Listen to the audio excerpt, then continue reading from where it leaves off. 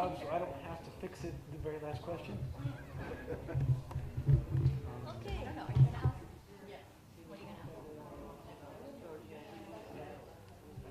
How did I guess? Okay, that won't conflict with anything I need. Нет, там американцы сегодня заявили, что их граждане должны покинуть Беларусь. Но Терри говорит, что Приднестровье. Я не видела. Беларусь я видела. I find that alarming. I saw only from Belarus.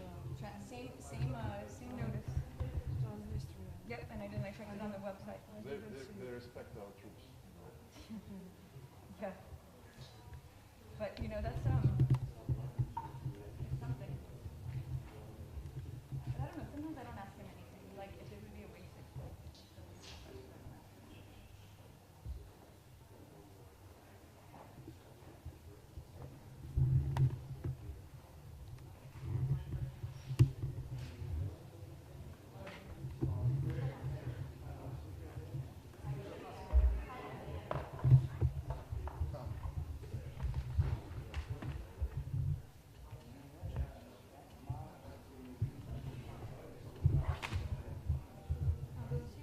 But yesterday our guys just stated that they are ready for any kind of so that means that just the irrespective of who's there, not from Belarus, it will be like They said also this morning, especially there's surveillance, that there's increased activity around Kiev, which I don't know whatever. But increased activity around. if a serious finish, there will be no infantry with us. The troops will move. They will be escorting. It's too much. Says no, well, they already said this, like, no, they won't join the forces in talks. They asked it 2 days ago. It's a precautious measure. Yeah. So they just understand that. But our guys, were saying we can expect a little bit more from American side than the withdrawal of the embassy from Kyiv. But I don't know. For the moment, though, you're plugged into the interpretation channel. The original's next to it.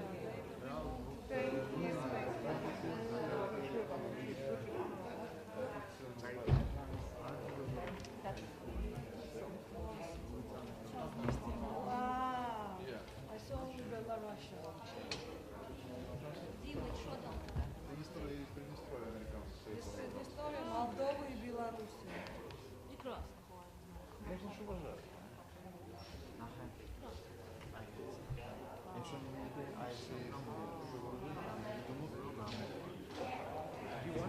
I have a long XLR cable. You want that so you can sit down and know the recorders?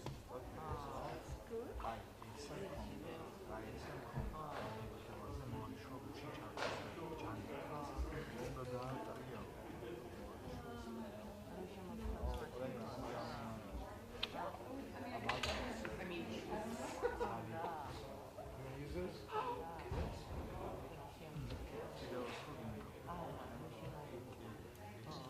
Oh, that's really long.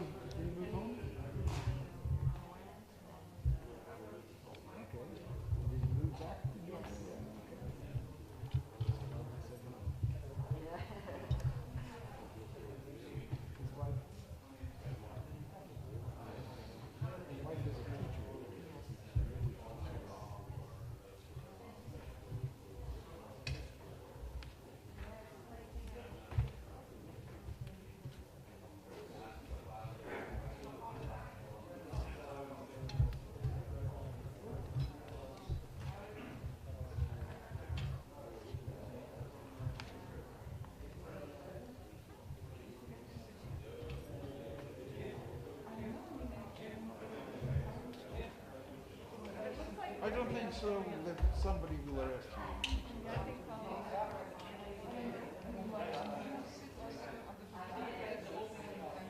No, this is wow.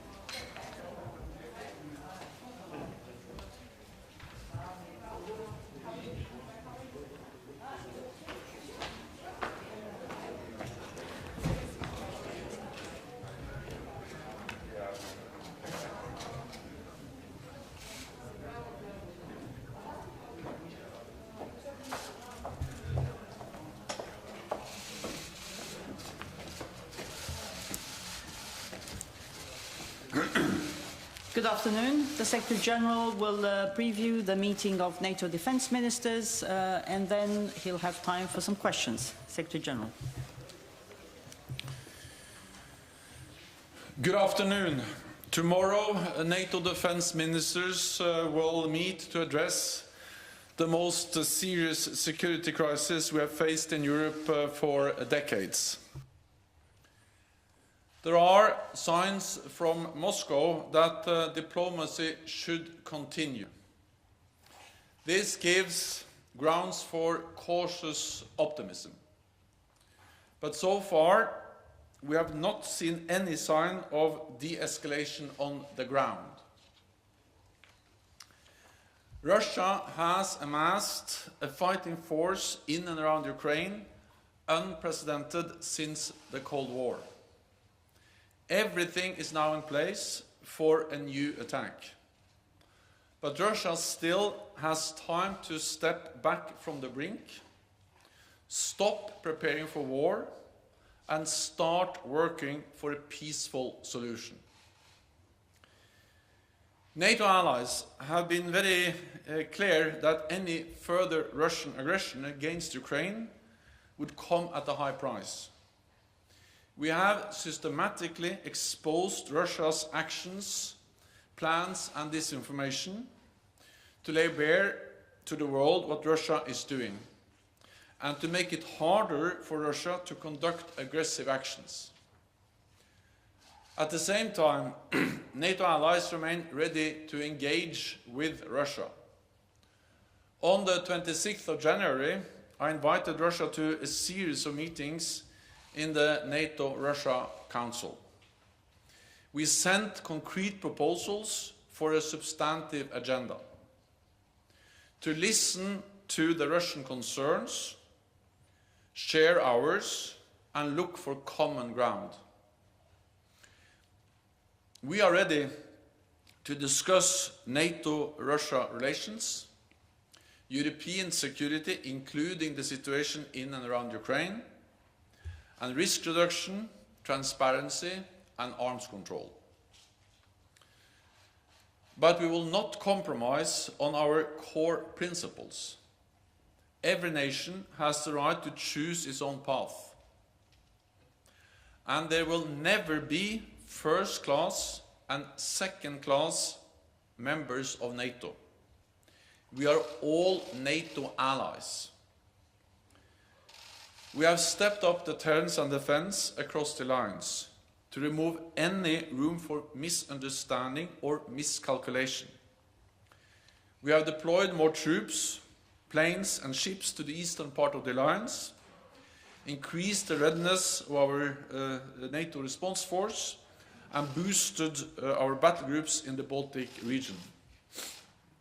Just last week, I was in Romania to meet additional US troops deploying together with other allies. A strong demonstration of US commitment to the defense of Europe, from the Black Sea to the Baltic. NATO defense ministers will address the need to further increase our defensive posture. And I welcome the offer by France to lead a new NATO battle group in Romania. Tomorrow I will also chair a regular meeting of the Nuclear Planning Group, ensuring that our nuclear deterrent remains safe, secure and effective. Defense ministers will meet our colleagues from Ukraine and Georgia to discuss the worsening security situation in the Black Sea region, and NATO allies will reaffirm our strong support for both countries' sovereignty and territorial integrity. We will also meet with our partners Finland, Sweden and the European Union to continue our close consultations and further strengthen NATO-EU cooperation. The current crisis has shown once again how important it is to invest in our defense. So ministers will review burden sharing across the alliance. I welcome that our latest figures show 7 consecutive years of increased defense spending across Europe and Canada, with 270 billion extra since 2014. And I encourage allies to continue to invest in our shared security. Finally, we will also discuss NATO's next strategic concept, which will be adopted at the Madrid summit in June. I am confident that allies will recommit to our core values and the importance of Europe and North America standing together. And with that, I'm ready to take your questions. Okay. We'll go to Reuters, up there.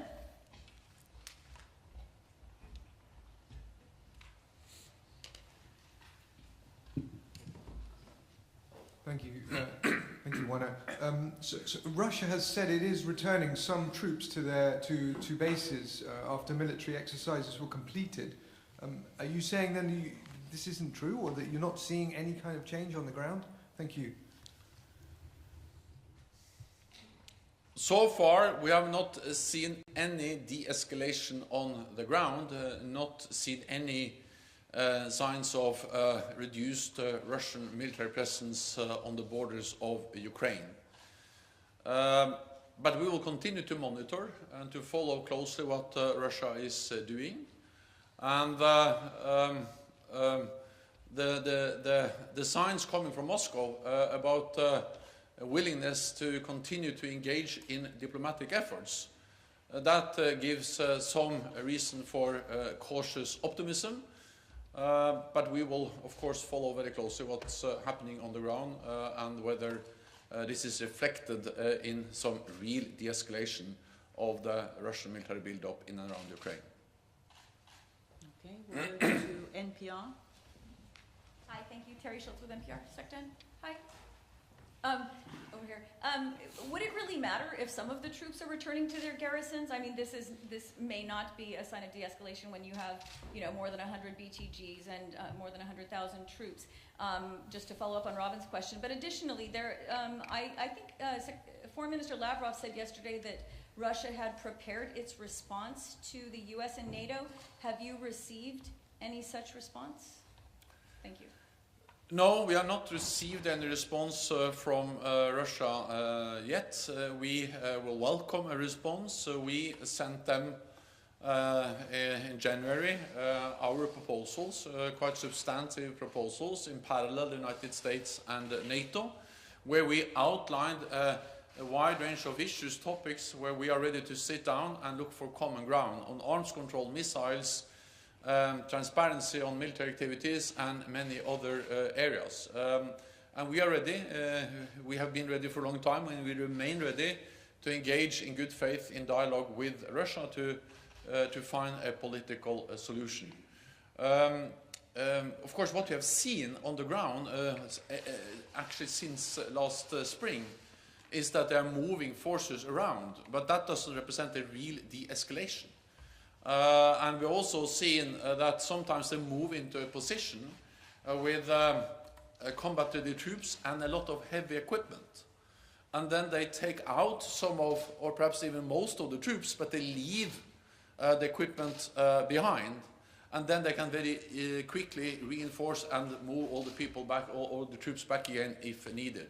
So the movement of forces, the movement of Russian capabilities doesn't represent real de-escalation. But we will monitor, we will follow what they are doing, and of course we call on them to de-escalate, to withdraw troops, because the Russian military build-up in and around Ukraine is unprecedented, not only with a high number of combat-ready troops, but all the support, all the combat enablers they need to actually conduct a full-fledged invasion of Ukraine. And with all these forces, all these capabilities in place, Russia can conduct an invasion of Ukraine with very little or hardly any warning time at all. So we follow this, but at the same time we believe there is some ground for cautious optimism based on the signs coming from Moscow that they are interested in continuing diplomatic efforts and to sit down with NATO and NATO allies to find a political solution. Okay, we'll go to Interfax Ukraine. Thank you, Anna. Interfax Ukraine, Irina Sommer. Secretary General, 2 questions, if I may. First one, can you please give more details about upcoming meeting with Ukrainian Minister of Defense? In which format it will be, when it will be? What do you expect from Ukrainian side? And second question is, being under a threat of possible war, don't you think that NATO might review Bucharest decision regarding Ukraine? Or in other words, maybe it's easier to give up Ukraine? Thank you. I look very much forward to the meeting with the Ukrainian Defense Minister, also together with the Defense Minister of Georgia. The 2 defense ministers will meet all 30 NATO defense ministers. This will take place on Thursday, and it is yet another sign of the very close and highly valued partnership we have with Ukraine, and the strong support that allies provide to Ukraine. In the meeting, I expect the ministers to once again express their political support to Ukraine, the sovereignty and territorial integrity of Ukraine, and as you know, NATO provides support with the capacity building. We help to modernize Ukraine's defense and security institutions. I expect that to be addressed during the meeting, and we also help with cyber defense. And then, of course, on top of what NATO do together, several NATO allies provide also bilateral support to Ukraine. So the political, the practical support to Ukraine will be addressed in the meeting. Then I think also it will be an opportunity for all of us to take stock. Are there any signs that things are moving in the right direction, or is the military build-up in and around continue, or does it continue? So I think it's a bit early to preempt the exact outcome of that discussion, but it is important that when things are so challenging and when tensions are as high as they are now, it is important that we consult closely with close partners, with Ukraine, and that's exactly what we do. Let me also add that we are in regular contact with Ukrainian leadership in different formats almost all the time. I've spoken several times with President Zelensky, and we continue to be in close contact with the government of Ukraine. We'll go to Frankfurt out. Oh, yeah, sorry. No, the Bucharest decision stands. NATO strongly believe that all nations have the right to choose their own path, and the NATO's door remains open. The enlargement of NATO has been a great success. It helps to spread democracy, freedom, and ensure peace and stability across Europe for decades. So that decision stands. Okay, we'll get to Frankfurter Allgemeine Zeitung. Yeah, gentleman over there with glasses. Thank you. Thanks a lot. Secretary General, over the past days, France has indicated that it no longer considers, or would no longer consider, the NATO-Russia Founding Act valid in case of an invasion. Do you expect a discussion on the NATO-Russia Founding Act in that respect during the Defense Ministerial? And do you sense a change among member states which decided after the 2014 annexation of Crimea that they still be bound by this basic act? Thanks. A Russian invasion of Ukraine will be a blatant violation of the NATO-Russia Founding Act. But that has happened before. But NATO allies are still committed to the Founding Act. We believe in the importance of respecting all our international obligations, including the Founding Act. And we have seen before that Russia has violated the Founding Act by invading Ukraine by using military force against Ukraine and illegally annexing Crimea. But we still believe in the importance of the founding act, and I also like to add that we strongly also believe in the dual-track approach. That we need dialogue, we need to talk to Russia, but at the same time we need strength and deterrence and defense, and that remains NATO's position. Yeah. Okay. Associated Press? Lorne Cook from the Associated Press. You spoke before just on the troop movements about the different types of things that Russia's been moving in recent weeks. You spoke about fighter jets, about S-400s and so on. Then more recently about the enablers, about medical centres, logistics, command and control and so on. When it comes to the things that Russia is talking about withdrawing today, do you see any substance in that, anything significant that might impact its ability to invade Ukraine? And if I could also just ask you very briefly, during the last few months, has there ever been a direct and probable security threat to a NATO ally? So far, we have not seen any de-escalation on the ground from the Russian side. Over the last weeks and days, we have seen the opposite, a continued military build-up with more troops, more battle groups, more high-end capabilities, artillery, air defense, missiles, and a lot of support elements that makes it possible for Russia to move into Ukraine for a full-fledged invasion or a more limited military incursion with hardly any warning time at all. That picture has not changed so far, but we monitor, we follow what they do, and we believe there is some ground for cautious optimism based on the signals and signs coming from Moscow that they're ready to continue to engage in a diplomatic effort, and we are ready to continue to engage in a diplomatic effort. It's too early to say, but since we so strongly believe in the need for a political solution, of course we will now really look into whether there is a possibility to create a framework for meaningful dialogue with Russia.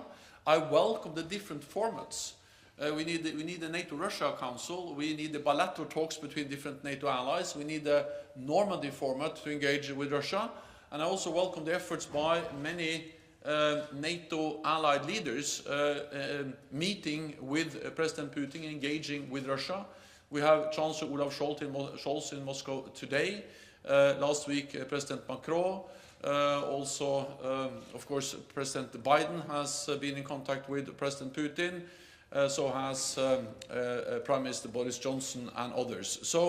So there are many efforts from NATO and NATO allies to engage with Russia. We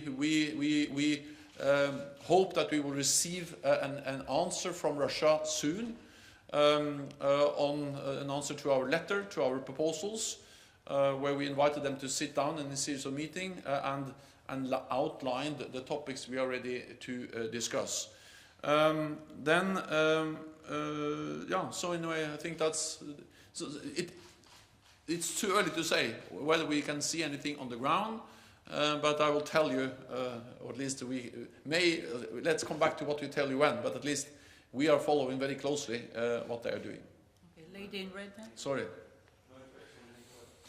What we see is a serious build-up in and around Ukraine, and I think also the fact that we have increased the NATO presence in the eastern part of the alliance sends a very clear message to any potential adversary that we are there to defend and protect all allies. And I've seen that myself. The battle groups, I visited them in just before Christmas in Latvia and Lithuania, and then on Friday I was in Romania, and the fact that we have deployed more NATO troops on the ground, more naval assets, more aircraft, all of that sends a very clear message. So we are there to protect and defend all allies, and I think there is no room for any miscalculation in Moscow about our commitment to defending allies. So we have to understand that Ukraine is a partner, we support Ukraine, but for all NATO allies, we provide 100% security guarantees, and we have demonstrated that commitment also with more North American presence in Europe over the last weeks. Okay, we'll go to the lady with the red scarf there. From Bloomberg. I just had a follow-up to my colleague's question. Could you be a bit more precise about what the start of de-escalation would look like? I mean, how many troops would have to pull back? And to what extent do you see this Russia's new force posture as a long-term formation there? Thank you. So what we have to see is, of course, a substantial withdrawal of troops, but not only troops, also equipment, because what we saw this spring was that they moved in with troops and heavy equipment, and very often it takes much more time to move the heavy equipment than to move in and out the troops and the soldiers. What we have seen before is that they go in with heavy equipment and troops, take out some troops, and then they can easily move them back in again after just a few days on very short notice. So what we need to see is a significant and enduring withdrawal of forces, troops, and not least the heavy equipment. But I think also we need to understand that what we have seen over in reality the last year, because this actually started last spring and then have gone up and down with a so upward trend all the time, will have a lasting impact on the security situation in Europe. And that's also why NATO is not only responding to the current crisis in around Ukraine by increasing our presence in the eastern part of the alliance, but we are also going to consider more long-term adjustment to our posture in the east, including with considering the establishment of a battle group, for instance, in Romania, and I welcome the offer by France to lead that battle group. So I think we need to distinguish between also different things. NATO has, since 2014, increased our presence in the eastern part of the alliance because of Russia's aggressive actions against Ukraine with illegal annexation of Crimea. And that has taken place over many years with the battle groups, with the new command structure, with more naval and air presence, but also then in the last weeks and months, we responded to the current crisis by increasing our presence, and then we are looking at a more long-term adjustment, but that will be something we will take decisions on later on. Okay, we'll go to Politico. Thanks very much, David Hersenhorn with Politico. Secretary General, at the start of the Olympics, we saw quite a striking joint statement from Russia and China against NATO expansion. I wonder if you assess that one outcome of this crisis is stronger unity between Russia and China against the alliance. Would this have happened if leaders hadn't turned to the China issue at last year's summit? I know the strategic concept you said would address Russia more than it had before and China more than it had before. Does it need to address now Russia and China together? So first of all, NATO has to respond to reality, and the reality is that China and Russia has come closer and closer over the last years. They are exercising together, they are working more closely together in the diplomatic domain in the UN Security Council, but we also see how they conduct more and more exercises. They've done that over the last years, including recently with the joint exercise with Iran in the Indian Ocean. So, of course, these are realities that have taken place over some time, and they impact our security. So there is no way we can deny or, in a way, not take that into account. And that's exactly what NATO has done over the last years, especially since our summit in last summer, where we for the first time had some substantial language on the security consequences of China for our security. But we we are ready to also engage with China. We need dialogue. We need to address arms control, big issues like also climate change and many other issues. And that's exactly what we are doing. But knowing that, for instance, China is now rapidly developing new nuclear capabilities, long-range missiles, hypersonic missiles, of course that matter, and missiles that can reach all NATO territory. There is no way we cannot take that into account. Not least also because we see that China is coming closer to us in cyberspace, in the Arctic, in Africa, and also trying to control critical infrastructure. I think fundamentally what we see is that two authoritarian powers, Russia and China, are operating together because they don't like a rules-based international order. They don't share our values, freedom, democracy. And that's also the reason why they try to deny sovereign democratic nations the right to choose their own future. They want a world where big powers can decide what smaller powers and countries can do. So this is about fundamental principles, whether free independent countries can choose to be part of an alliance as NATO, or they can choose to stay out. We should respect it anyway. And NATO respects sovereign democratic decisions by Finland and Sweden to not apply for membership, or by Ukraine to apply for membership. This is their sovereign democratic decisions, and we respect them. But Russia and China do not.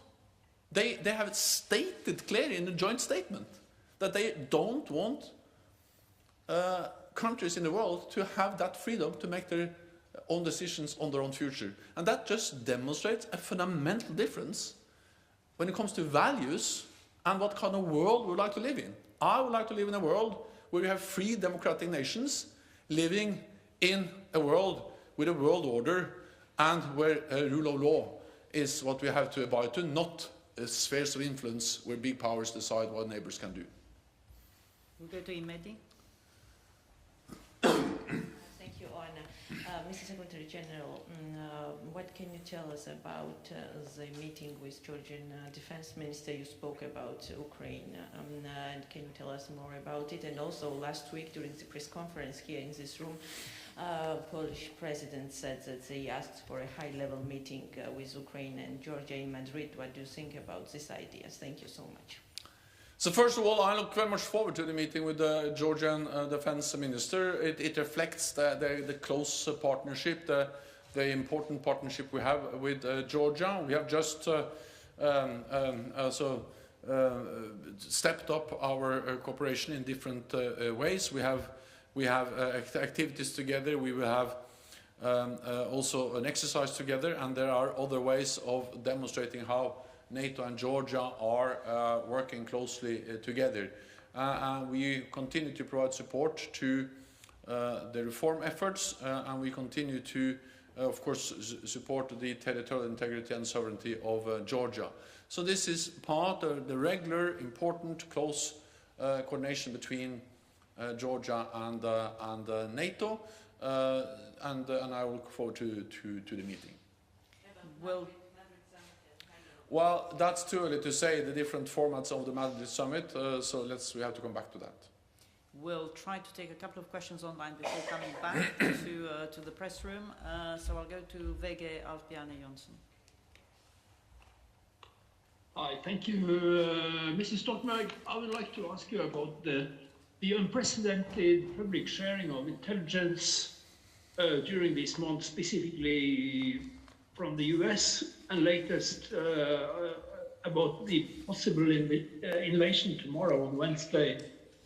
Is this open sharing a new tool for NATO or for Allied meant for deterrence?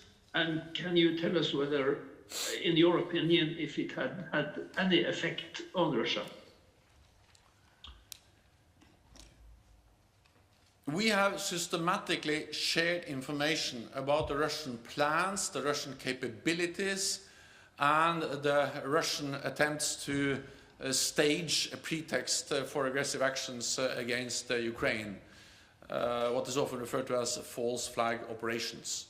And we do so because we believe in transparency, but also because we believe that that makes it harder for Russia to conduct aggressive actions against Ukraine.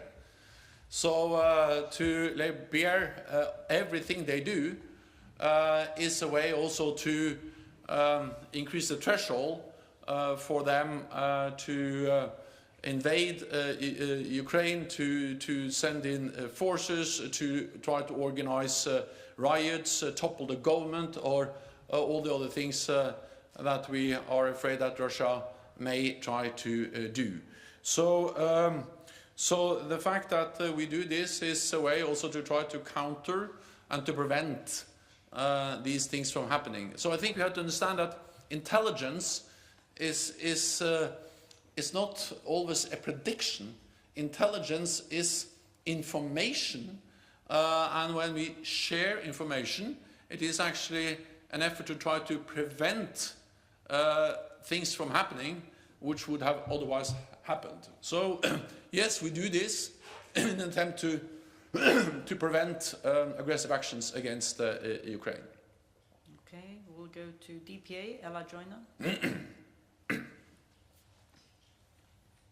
Hi there, thanks for taking my question. Can you hear me okay? Yes. Great, thank you. Basically, I'm inferring from your comments that you have no plans to step back from building up NATO's presence in the eastern flank. If you did see I think you said a significant and enduring withdrawal, would you then consider reversing those plans to increase NATO's presence in its eastern flank? Thank you very much. So NATO is a defensive alliance. Everything we do is defensive, and it's about protecting and defending NATO allies. Second, we have had an increased presence of NATO in the eastern part of the alliance since 2014. It started in 2014 because of Russia's illegal annexation of Crimea and because of Russia's continued efforts to destabilize Ukraine, including by supporting the separatists in Donbass. So this has been there now for many years, and that has triggered the defensive response from NATO in the eastern part of the alliance. Then, over the last couple of months and weeks, we have seen that some of this presence has been enhanced, boosted, because we have seen a very current challenge in and around Ukraine. We will assess and we will judge the need to maintain that. It depends on what's happening in and around Ukraine.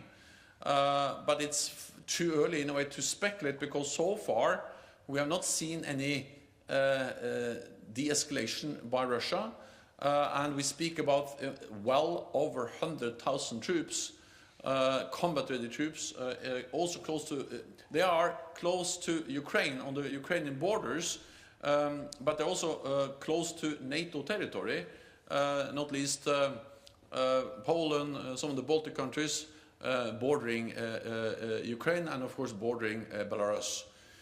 So we will make judgment decisions based on what Russia actually do, but I think also that we need to understand that there will most likely be some long-term consequences, some long-term deterioration of the security environment in Europe of this significant Russian military build-up, the threatening rhetoric. So we are also then assessing whether we should have some more longer-term adjustments of our presence in the eastern part of the alliance. And we'll take a final question from Zoom, Robert Lupito from Calea Europeană. Thank you very much. Mr. Secretary General, today the Romanian Defense Ministry has announced that Romania has completed the necessary operations to declare the initial operational capability of the NATO battle group. I want to ask you, how soon can this battle group be up and running, and troops do you expect it to be installed over there? Thank you. I will not preempt any decisions by ministers. I met with President Klaus Johannes on Friday, and we discussed the battle group. I also discussed this with President Macron, and I expressed my support and that I welcome the French offer to lead a battle group in Romania. It will take some time before we have all the decisions in place, and also some time to have command and control and all the other issues that has to be decided before a battle group potentially is stationed in Romania. But then I think it is important to remember that while we are working on this issue of a French-led battle group in Romania, it doesn't mean that we do not do anything. So just over the last few days, the United States has added 1,000 troops to their presence in Romania. So that adds to the place, also that's to the 1,000 they already had. So that's just that is 2,000. The United States have made it clear that that's not necessarily a permanent presence, but it is a significant reinforcement of NATO presence in Romania, which has already taken place. I saw, you know, the striker units coming into Romania, coming into Constanza, and there are more US planes, there are more German, Italian, and other allies have also stepped up. So I think we have to distinguish between the more imminent need for more troops and forces. For instance, in Romania, we have already deployed more troops and forces to Romania, and I welcome the United States and others, and then distinguish that, or to separate that from the issue of more long-term adjustment, and the question of a battle group is a more long-term adjustment of our presence in Romania and the rest of the eastern part of the alliance. Okay, we'll come back here to Inform. Dmitry Shkurko, National News Agency of Ukraine here. Russian rhetoric was accompanied by some quite aggressive decisions by the State Duma, which is suggested to President Putin to recognize the independence of so-called Donetsk and Lugansk republics.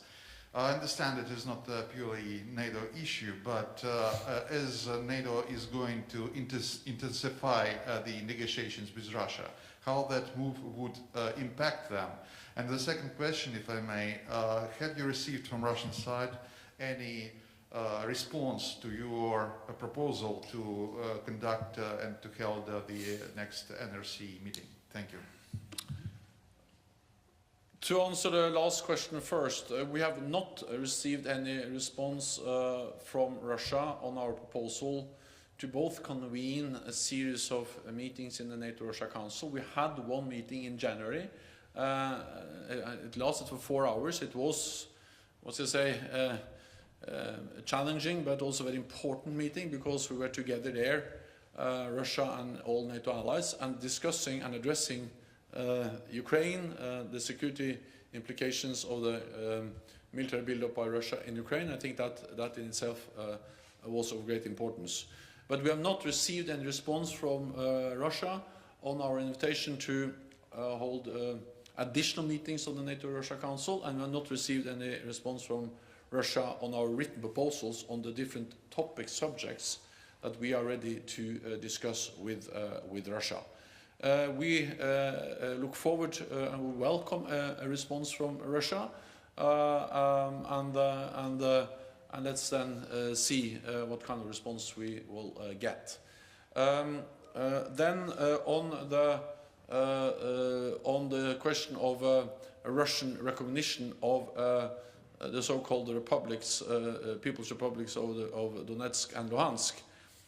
Well, if that happens, that will be a blatant violation of Ukraine's territorial integrity and sovereignty once again. Because there is no doubt that Donetsk and Luhansk is part of Ukraine within international recognized borders. So such a recognition will be a violation of international law and territorial integrity and sovereignty of Ukraine. Not only that, it will also be a violation of the Minsk agreements. So it will make it even harder to find a political solution based on the Minsk agreements. And NATO and I support the efforts of within the Normandy format of France and Germany to find a political solution within the Normandy format, and of course a recognition of these two also territories as some kind of independent entities, I will totally undermine these efforts and violate the Minsk agreements. Thank you very much. This concludes this press conference. We will see you tomorrow. Thank you. Thank you so much.